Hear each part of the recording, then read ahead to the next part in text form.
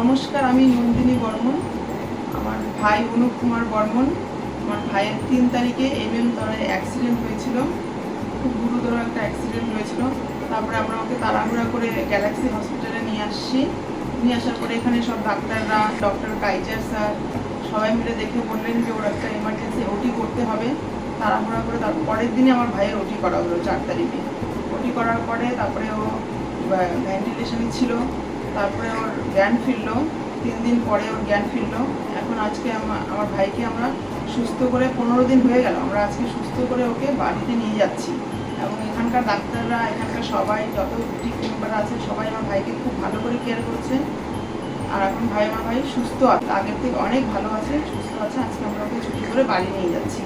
তো আমরা আমাদের পরিবারের পক্ষ থেকে ডক্টর কাইজার স্যার, যত ডাক্তার আছে, হসপিটালকে, গ্যালাক্সি হসপিটালকে আমরা ধন্যবাদ জানাচ্ছি যে আজকে আমার ভাইয়ের এত বড় একটা তারা আমাদেরকে এত হেল্প করছে, সাহায্য